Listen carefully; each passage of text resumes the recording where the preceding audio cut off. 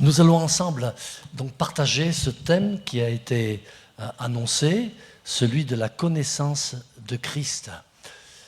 Et ce qui a inspiré le titre dont nous allons parler, connaître Christ de la bonne manière, c'est cette référence de la deuxième lettre de Paul aux Corinthiens. Lorsque Paul dit ceci, nous pouvons passer à la diapo suivante, c'est bien la deuxième lettre de Paul aux Corinthiens. Si nous avons connu Christ selon la chair, maintenant, nous ne le connaissons plus de cette manière. Connaître Christ de la bonne manière. De quelle manière? Cette manière de connaître Christ selon la chair a conduit un jour Jésus à faire une remarque relativement importante, sévère. En vérité, dira Jésus, je vous le dis, vous me cherchez parce que vous avez mangé des pains et vous avez été rassasiés. Les foules couraient après Jésus, cherchaient à connaître Jésus, pour la raison fort simple que leurs besoins divers étaient satisfaits en lui. En effet, Jésus allait de lieu en lieu, faisant du bien, et guérissant tous ceux qui étaient sous l'emprise du malin, qui n'auraient pas cherché à le connaître davantage. Un jour, dans ce même chapitre 6 de l'Évangile selon Jean, Jésus, s'adressant à ses disciples, leur parlera de cette importance de se nourrir de la communion de Dieu, de le connaître dans cette profondeur dont nous allons essayer de parler encore trop superficiellement, certainement, mais donc les disciples auront une réaction, quelques-uns des disciples, une réaction étonnante. La Bible nous dit qu'après l'avoir entendu sur ses propos d'une connaissance, d'une intimité, d'une nourriture autre que celle du pain, mais de se nourrir de Christ, les disciples, quelques-uns firent cette réflexion, mais cette parole est trop dure. Qui peut l'écouter? Et Jésus répondra, la chair ne sert de rien. C'est l'esprit qui vivifie. Les paroles que je vous ai dites sont esprit et vie. Et la Bible nous dit dans ce texte que dès ce moment, plusieurs des disciples pourtant, prirent le chemin de l'éloignement de Jésus. Ainsi, il y a une manière de connaître Christ qui dépasse l'expérience d'une connaissance selon la chair, probablement telle que l'ont vécu les hommes et les femmes, les foules de l'époque de Jésus. Nous allons observer quelques déclarations du Nouveau Testament au sujet de la connaissance de Jésus. Et notre premier texte se trouvera dans la lettre de Paul aux Romains, au chapitre 1er. Ce texte va se dérouler devant nous en 3 diapositives. Nous les lisons ensemble. Ce qu'on peut connaître de Dieu est manifeste pour eux, pour nous, pour tous. Dieu le leur ayant fait connaître. En effet, les perfections invisibles de Dieu, sa puissance éternelle et sa divinité se voient comme à l'œil depuis la création du monde, quand on les considère dans ses ouvrages. Ils sont donc inexcusables, puisque, ayant connu Dieu, ils ne l'ont point glorifié comme Dieu, et ils ne lui ont point rendu grâce, mais ils se sont égarés dans leurs pensées, et leur cœur, sans intelligence, a été plongé dans les ténèbres. Se vantant d'être sages, ils sont devenus fous et ils ont changé la gloire du Dieu incorruptible en image représentant l'homme corruptible, des oiseaux, des quadrupèdes et des reptiles. Prenons le temps de quelques commentaires sur ce passage. D'abord, cette phrase, « Ce qu'on peut connaître de Dieu est manifeste pour eux, Dieu le leur ayant fait connaître. » Cela nous permet d'affirmer avec une certitude que la source de toute connaissance de Dieu ne peut être qu'en Dieu lui-même. Autrement dit, nous ne pouvons rien connaître de Dieu à moins qu'il ne se fasse lui-même connaître à nous. La deuxième phrase qui m'apparaît importante, c'est cette phrase où il nous est dit que les perfections invisibles de Dieu, sa puissance et sa divinité, se voient comme à l'œil.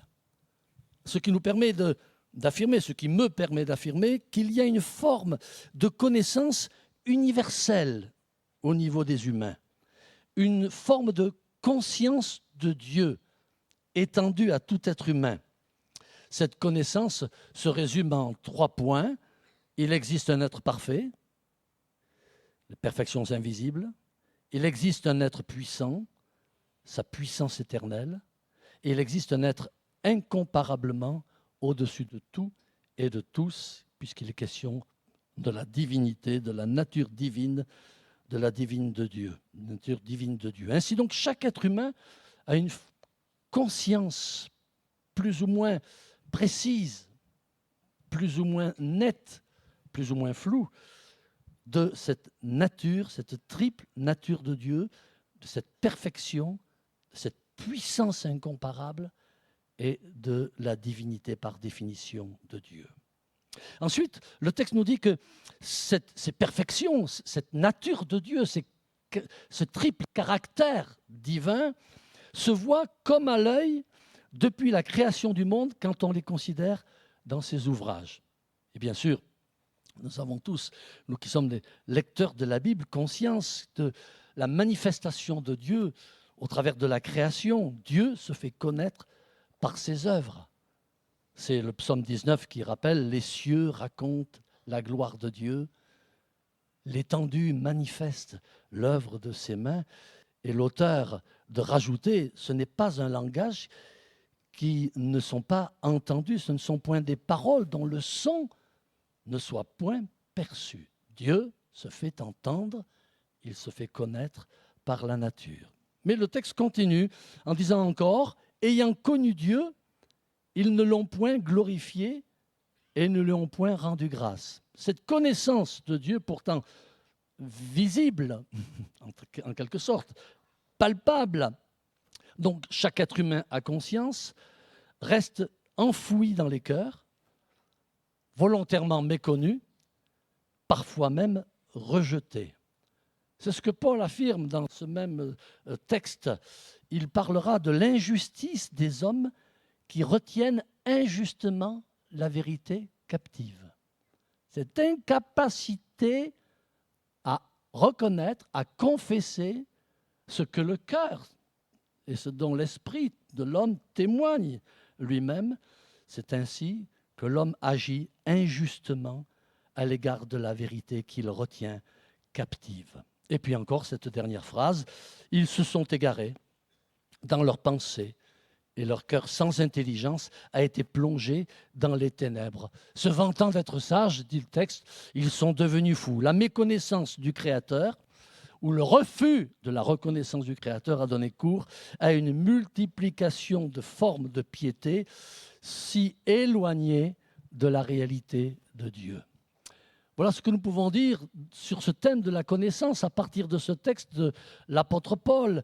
Et Paul lui-même, pour ne garder que son exemple, arrivera un jour à Athènes et il fera une expérience tangible de cette réalité de la méconnaissance de Dieu, ou en tout cas du refus de la reconnaissance de Dieu. Arrivant à Athènes, la Bible nous dit que Paul fera ce constat: hommes athéniens, je vous trouve extrêmement religieux. Et il dira: ce que vous révérez sans le connaître, c'est ce que je vous annonce. Un constat donc significatif qui confirme une conscience religieuse chez ce peuple-là comme chez tous les peuples, mais vide de connaissance réelle de Dieu. Nous allons lire maintenant un deuxième texte qui me semble faire suite à ce débat, en tout cas cet échange que nous avons introduit. Et ce deuxième texte se trouve dans Éphésiens, au chapitre 4, où Paul dit ceci: « Vous ne devez plus marcher comme les païens qui marchent selon la vanité de leurs pensées. Ils ont l'intelligence obscurcie. Ils sont étrangers à la vie de Dieu à cause de l'ignorance qui est en eux. Et nous poursuivons. Mais vous, ce n'est pas ainsi que vous avez appris Christ, si du moins vous l'avez entendu, et si conformément à la vérité qui est en Jésus, c'est en lui que vous avez été instruits. Paul donc fait suite à ce qu'il annoncera de l'attitude païenne. Ne voyez pas là dans ce terme quelque chose d'insultant ou d'offensant. S'il y avait quelques personnes qui ne se considèrent pas comme croyants, disons que cette réflexion apportée au sujet des habitants de Rome, l'apôtre Paul la confirme à l'égard du peuple habitant cette ville d'Éphèse. Et s'adressant aux chrétiens, il leur dira, vous ne devez pas marcher comme cela. Vous ne devez pas avoir un comportement qui se caractérise de la manière dont vous le constatez tout autour de vous. Ainsi, Paul décrit ce qui caractérise la vie religieuse de son temps. Premièrement, ils sont étrangers à la vie de Dieu. Ensuite, ils marchent selon la vanité de leurs pensées. Et il dira ensuite, ils ont l'intelligence obscurcie. 3 attitudes très caractéristiques de la méconnaissance qui fait suite, qui est la résultante de la méconnaissance de Dieu. Étrangers à la vie de Dieu, marchant selon la volonté de leur propre pensée et ayant l'intelligence obscurcie. Je prends quand même le temps d'examiner le texte tel que vous l'avez vu et tel qu'il apparaît encore sur l'écran. Paul parle d'une marche bien différente de celle que les chrétiens ont constatée dans le peuple au sein de la ville d'Éphèse. Et il parlera et leur dira aux chrétiens d'Éphèse, ce n'est pas ainsi que vous avez appris Christ. Et il poursuivra en disant, c'est en lui que vous avez été instruits. Et il poursuivra encore, si du moins vous l'avez entendu. Je relève avec vous ces expressions qui apparaissent forcément sur notre écran maintenant et qui rappellent que apprendre Christ tel que Paul lui-même utilise cette expression, c'est autre chose que apprendre concernant Jésus-Christ. Lorsque Paul dit être instruit en lui, c'est autre chose que d'être instruit à son sujet. Lorsque Paul parle et utilise cette expression « entendre Christ », c'est bien plus que entendre parler de Christ. La connaissance de Christ révèle donc une expérience de vie en Christ, de vie en lui. Apprendre Christ, être instruit en lui et entendre Christ relève d'une expérience personnelle qui consiste en une expérience de vie profonde. C'est ainsi que l'apôtre Paul en parle ici. Il le dira dans ce texte, j'y reviens encore, ils marchent selon la vanité de leurs pensées, à cause de l'ignorance. C'est terrifiant, l'ignorance. Dans Romains 1, nous l'avons lu tout à l'heure, ils se sont égarés dans leurs pensées, nous dit le texte. Or, Paul, ici, s'adressant aux Éphésiens et les invitant à ne pas avoir la même attitude que la population d'Éphèse, leur rappelle que la connaissance de Christ est une expérience de vie nouvelle qui doit faire l'objet d'une conformité à la vérité. Une conformité à la vérité, puisque Paul dit ceci, conformément à la vérité qui est en Jésus. Conformément à la vérité qui est en Jésus. Notre perception de Dieu, notre connaissance de Dieu s'appuie sur une conformité et une conformité dans la connaissance de qui est le Seigneur. Ils ont l'intelligence obscurcie, dit le texte, à cause de l'ignorance qui est en eux.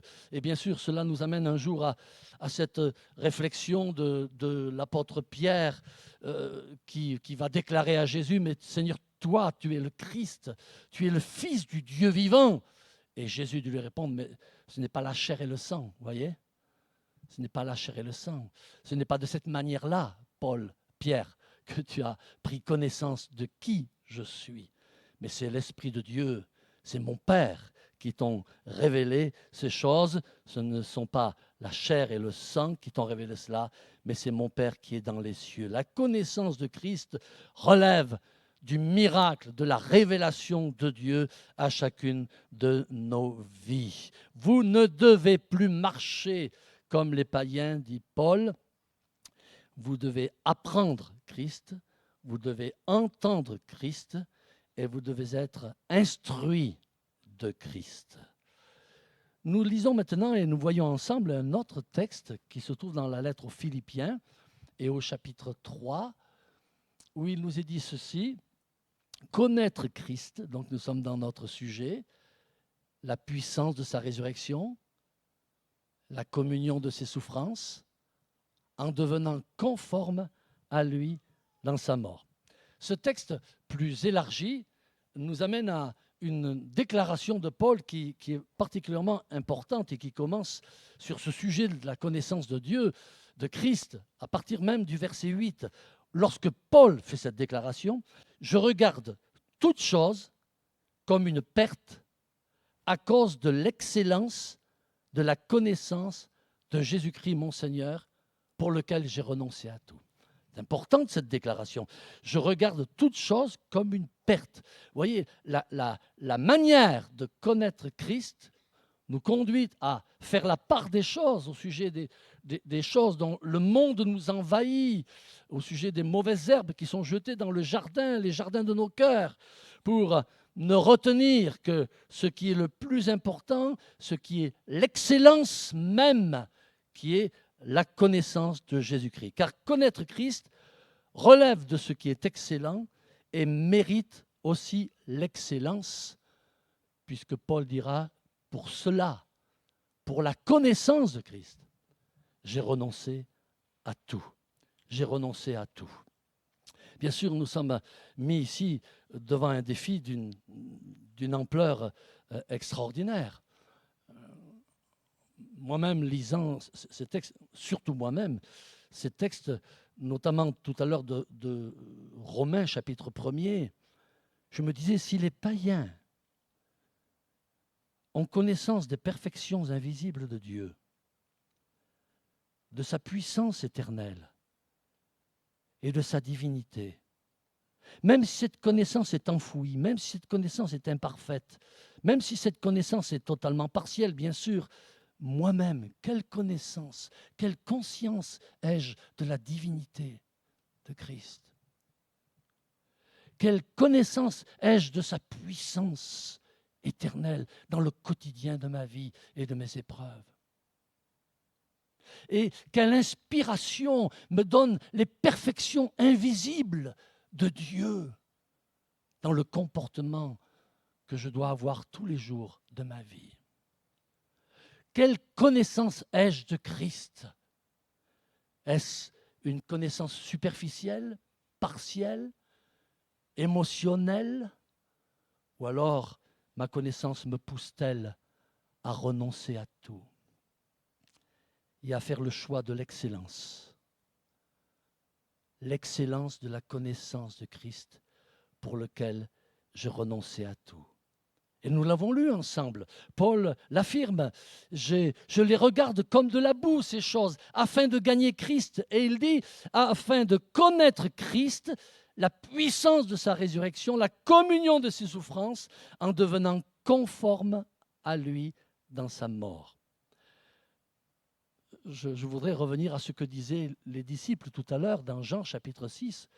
Mais Seigneur, cette parole est trop dure pour moi. Cette parole est trop dure, je préfère me retirer.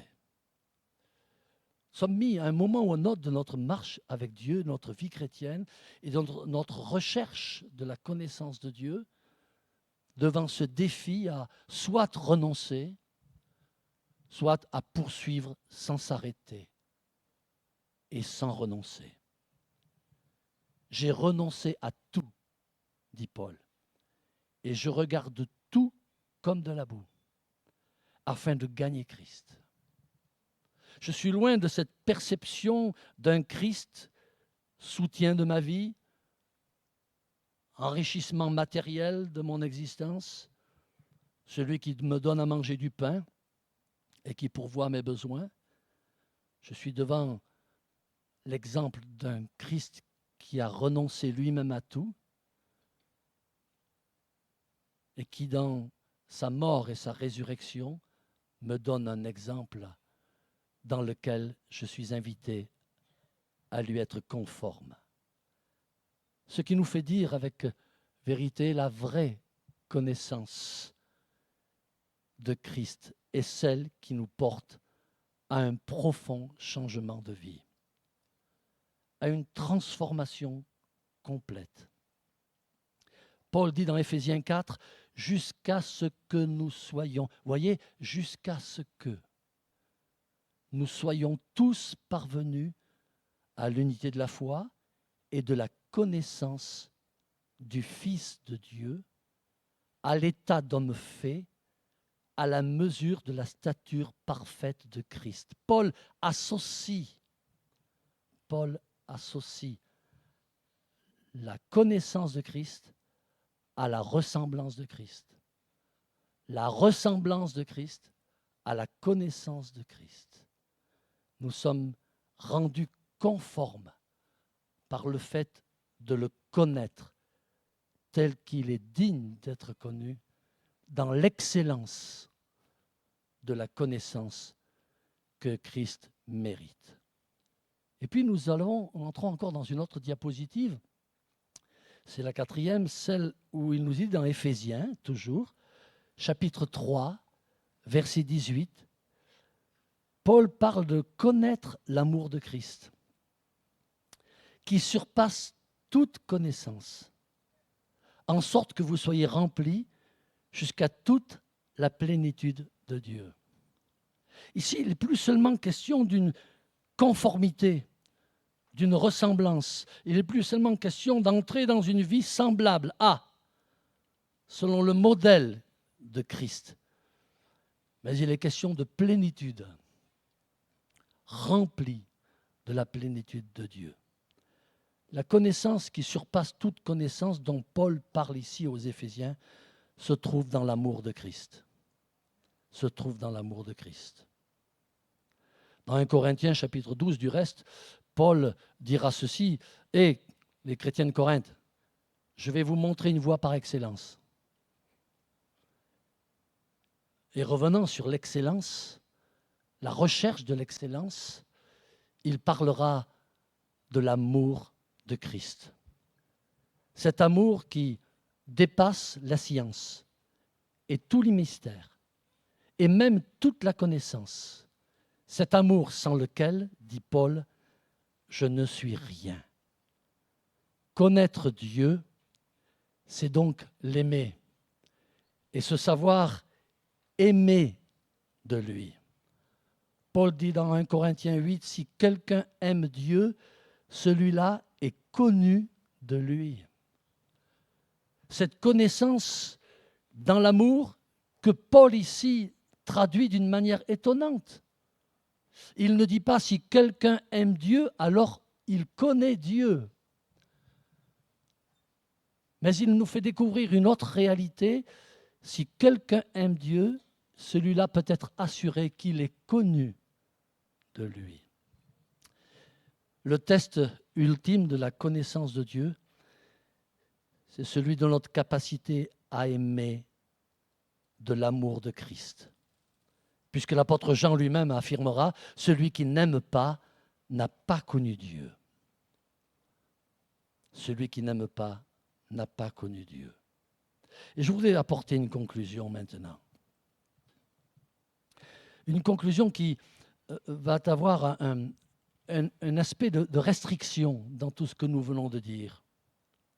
Puisque nous avons parlé du comportement de l'humanité, de la perception d'un Dieu dont tous ont conscience, Dieu ayant inscrit cette dimension de l'éternité dans le cœur des êtres humains, chacun ayant conscience des perfections certes invisibles, d'une puissance qui semble ne jamais finir, qui est éternelle, et d'une divinité dont les hommes n'ont pas conscience, et dans laquelle nous sommes invités à pénétrer, à imiter, à nous laisser remplir cette connaissance qui se révèle dans l'amour de Christ et par l'amour de Christ. La Bible y apporte comme une forme de restriction. Et cette restriction, je la trouve dans 1 Corinthiens, au chapitre 13 et au verset 12, où Paul dit ceci: « Aujourd'hui, nous voyons au moyen d'un miroir, d'une manière obscure. » Finalement, on est un petit peu comme les païens quand même. Eux, ils n'y voient pas grand-chose. Ils ont cette perception, mais quand même, c'est pas... Le chrétien serait-il assimilé à cette attitude? Certes non, nous allons en reparler. Mais alors, dit Paul, nous verrons face à face. Aujourd'hui, je connais en partie. Mais alors, je connaîtrai comme j'ai été connu. Pourquoi apporter, dans notre conclusion de notre partage ce matin, cet aspect restrictif? Pourquoi apporter une conclusion restrictive? Sommes-nous condamnés à une connaissance partielle? Sommes-nous condamnés à nous satisfaire d'une espérance, d'un désir qui ne peut, en tout état de cause, être assouvi? Serais-je finalement rendu semblable à tous les êtres humains, avec cette conscience de Dieu, mais sans le connaître véritablement, le révérant, le saluant, le bénissant, reconnaissant son existence, mais sans le connaître, comme les gens d'Athènes? Certes non. Comme nous l'avons vu précédemment, et cela n'enlève rien, notre conclusion n'enlève rien à tout ce que nous avons vu, nous sommes destinés à cet aspect d'excellence, à la recherche de Christ, à la recherche de Dieu. L'apôtre Paul lui-même, il le dira, vous savez, je fais une chose, oubliant ce qui est en arrière et me portant vers ce qui est en avant. Je cours vers le but pour tâcher de saisir, parce que moi-même j'ai été saisi par Christ. Et Paul se fera un devoir, une loi, une règle. C'est qu'à partir de ce jour où sur le chemin de Damas, Christ se révélera à lui, alors il ne cessera plus de toute son existence de le rechercher, de le découvrir, de le connaître et de vouer toute son existence, de tout sacrifier à ce qui est excellent, le plus excellent qui soit, la révélation et la connaissance de Christ. Mais pour autant, Paul nous dit, nous connaissons en partie.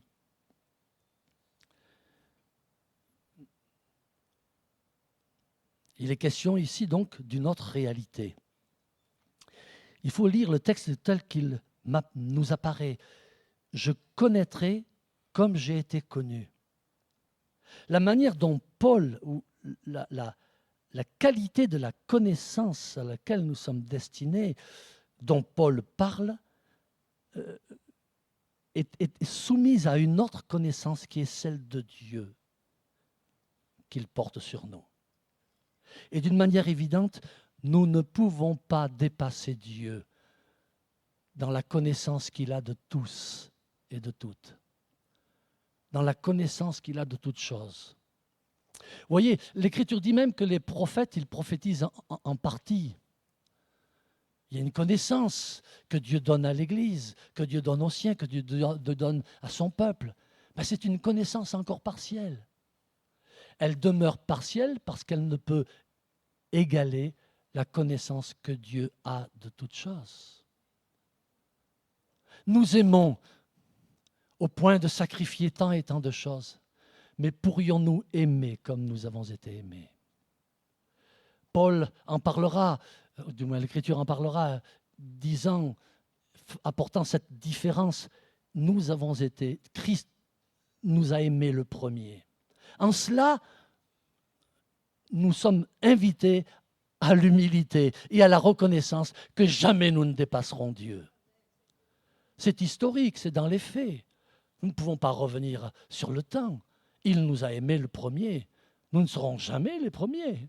C'est trop tard pour égaler quoi que ce soit dans la connaissance de Dieu. Il nous aime depuis toujours. Et notre amour pour lui ne peut s'inspirer que du sien. C'est pour cela que Paul dit, je connaîtrai comme j'ai été connu. C'est ce qui fait dire un jour à l'apôtre Paul dans sa lettre aux Galates, autrefois, écoutez bien, ne connaissant pas Dieu, vous serviez des dieux qui ne le sont pas de leur nature. On est d'accord. Mais à présent que vous avez connu Dieu, et Paul se reprend, ou plutôt que vous avez été connus de Dieu. À présent que vous avez été connus de Dieu. La référence en matière de connaissance revient toujours à la grandeur de Dieu. C'est lui qui nous connaît. Et nous connaissons en partie parce qu'il nous connaît parfaitement. Mais un jour, et là, la référence est inespérée et elle relève de l'excellence. Un jour, je connaîtrai comme j'ai été connu. J'aurai cette connaissance de Dieu qui répondra à l'égal de la connaissance que Dieu a de ma vie, de chacun de nous.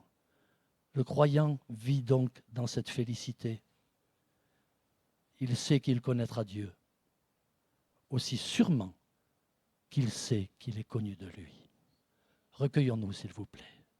Seigneur, nous avons partagé ces quelques textes avec une forme d'hésitation. Le sujet nous semblait aussi important que tous les dimanches matins. Nous te prions, Seigneur, de nous conduire dans l'excellence. L'amour est quelque chose d'excellent, dont l'apôtre Paul parle. La connaissance de Christ est quelque chose d'excellent, dans lequel nous sommes invités justement à exceller, à grandir, sans espérer toutefois connaître comme nous sommes connus. Mais un jour, nous serons rendus comme tels. D'abord parce que nous le verrons face à face. Mais cela ne suffira pas. Voir Dieu face à face ne sera pas le seul objet de notre félicité et ce qui nous conduira dans une pleine connaissance. Mais il nous sera donné comme don d'introduction dans la félicité céleste de connaître Dieu, de cette connaissance dont il nous a toujours connus et de l'aimer, de cet amour dont nous avons toujours été aimés. Conduis-nous, Seigneur, dans cette excellence. Aide-nous à en comprendre le prix, mais aussi la valeur et l'importance. Au nom de Jésus. Amen.